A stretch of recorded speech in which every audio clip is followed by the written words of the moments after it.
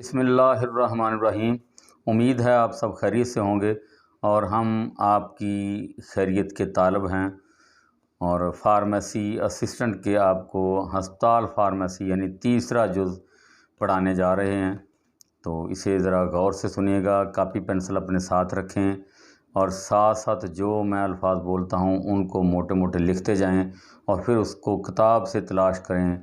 आपकी ये दोहराई हो जाएगी, आपका सबक अच्छा तैयार हो जाएगा, आपके इम्तहान में अच्छी आपको कामयाबी मिलेगी इंशाअल्लाह। और फिर गुजारिश ये है कि जो नए आने वाले साथी हैं उनसे गुजारिश है कि वो चैनल को सब्सक्राइब करें और बेल आइकॉन को प्रेस कर दें ताकि आने वाली तमाम वीडियोस आप तक बआसानी पहुंच सकें। तो चलें जी, शुरू करते हैं। पार्ट सी, हस्पताल फार्मेसी। अतलाफ़ जरासीम से क्या मुराद है, इसकी अहमियत बयान करें और अतलाफ़ जरासीम के मुख्तलिफ़ तरीक़े बयान करें। ये 3 सवाल बनते हैं लेकिन ये लंबे हैं, आपने इनको मुख्तसर देखना है कि अतलाफ़ जरासीम से क्या मुराद है। तो इसको इतना ही लिखना है जितना इसका पूछा गया है। यानी अतलाफ़ जरासीम से मुराद है किसी शय पर से जरासीम को हलाक करना। जरासीम की बहुत सी अक़साम हैं, मसलन बैक्टीरिया, फफूंद वगैरह। ये आम आँख से नज़र नहीं आते बल्कि खुर्दबीन से ही देखे जा सकते हैं, लेकिन ये नुकसानदेह साबित हो सकते हैं। अतलाफ़ जरासीम का मतलब वाज़ेह है कि या तो कोई शय जरासीम से मुकम्मल पाक होगी या नहीं होगी। नीम अतलाफ़ जरासीम कोई इस्तिलाह नहीं, यानी या तो जरासीम से मुकम्मल तौर पर पाक होगी तो उसे अतलाफ़ जरासीम कहा जा सकता है, और अगर उसमें से चंद एक जरासीम रह गए तो उसे जरासीम से पाक नहीं कहा जाएगा, वो आलूदा ही है।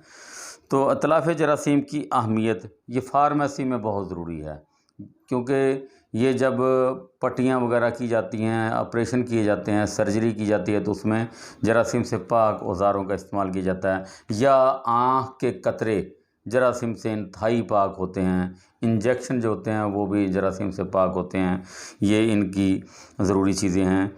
यानी अतलाफ़ जरासीम के मुख्तलिफ़ तरीक़े हैं, हरारत, कीमियाई तरीक़े, फ़िल्ट्रेशन या नथारने के लिए।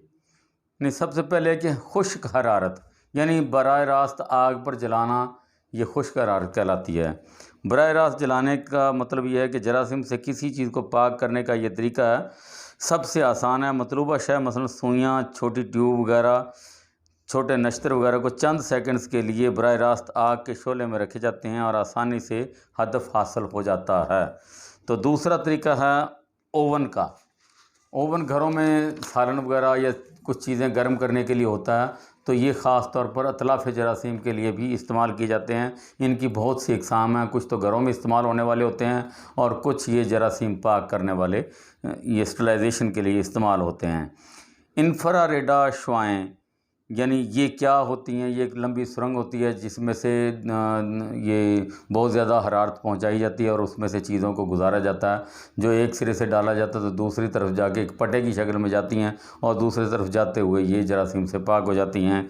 मखसूस शुआएँ होती हैं जो मकनातीसी लहरें या गामा रेज या बेटा रेज लहरें होती हैं, इनके ज़रिए भी अतलाफ़ जरासीम का काम किया जाता है। आगे है नमशुदा हरारत यानी उबालने का तरीका। उबालने से कुछ चीज़ें साफ़ की जाती हैं, यानी कुछ औज़ारों को पानी में डालकर नीचे उसके आग जलाई जाती है। जब वो नुक्ता उबाल तक पहुंच जाती है, उबलना शुरू हो जाते हैं, तो उसके लिए एक मखसूस टाइम होता है, उस टाइम में वो जरासीम से पाक हो जाती हैं। तो दूसरा है भाप के ज़रिए यानी ऑटोक्लेविंग। ये एक हस्पतालों में मशीन होती है, लोहे की जैसी चादर का एक ड्रम टाइप होती है, इसके नीचे चैम्बर होता है, चैम्बर के ऊपर एक टोकरी में सामान बंद करके रखा जाता है, नीचे इसके पानी डाला जाता है, ऊपर से इसका ढकना बड़े मजबूत काबलों की मदद से कस दिया जाता है। उस पर ऊपर गेज और एक अपना वाल लगा होता है। जब नीचे से आग जलाई जाती है तो भाप बनना शुरू हो जाती है और भाप का प्रेशर बढ़ता जाता है और वो जरासीम को पाक कर देता है। गेज के ज़रिए पता चलाया जाता है कि कितना दर्जा हरारत हो चुका है और कितना दबाव है। तो इसी तरीके से इसका शेड्यूल होता है, वो शेड्यूल आप अपनी किताब से पढ़ेंगे। तो ये ऑटोक्लेविंग का तरीका कहलाता है। पास्चर का तरीका, पास्चर के अमल के ज़रिए कीमियाई तरीका, किसी शय को जरासीम से पाक करने का ये एक काबिल एतमाद तरीका है। इसमें मुख्तलिफ़ किस्म की अद्वियात, डिस्पोजेबल सिरेंजेस, तजर्बा का के आलात, हयातियाती अशिया और ग़िज़ाई अशिया जरासीम से पाक की जाती हैं। इस मकसद के लिए मंदरजा झैल केमिकल्स इस्तेमाल किए जाते हैं, मसलन formaldehyde, chlorine, ethylene oxide gas. ये एथालीन ऑक्साइड गैस होती है जिससे सिरिंजें वगैरह साफ़ की जाती हैं। सिरिंज के रैपर पर एक तरफ लिखा होता है ईओ गैस का नाम लिखा होता है, ईओ ऑक्साइड, एथालीन ऑक्साइड गैस इसे कहते हैं। ये जरासीम को कीमियाई तरीके से पाक करती है। इतलाफ़ जरासीम बज़रिया फ़िल्ट्रेशन या नथारने के तरीके हैं, 3-4 तरीके हैं, उनके ज़रिए ये साफ़ किया जाता है। तीनों चारों तरीक़ों का आप नाम अच्छी तरीके से लिख लें, थोड़ा सा पढ़ेंगे तो आपको फिर वहाँ पर याद आ जाएगा कि ये तरीका क्या था। मसामदार मिट्टी के फिल्ट्रेशन होता है, एस्बेस्टास पैड, मेम्ब्रेन या गिशाई फ़िल्टर, शीशे के फ़िल्टर। तो ये थे इसके सारे लवाज़मात जो जरासीम से पाक करने के तरीके हैं। और बहुत सी चीज़ें ऐसी भी हैं जो ज़्यादा गर्म करने से ख़राब हो जाती हैं, उनको मुनासिब तरीके से हीट दी जाती है ताकि वो जरासीम से पाक भी हो जाएं और उनकी वो एफिकेसी भी कम ना हो। तो ये था आज तक इतलाफ़ जरासीम का बाब जो आपको मैंने सुना दिया है। इंशाअल्लाह कल अगला नुस्ख़ा के बारे में पढ़ेंगे। वस्सलाम।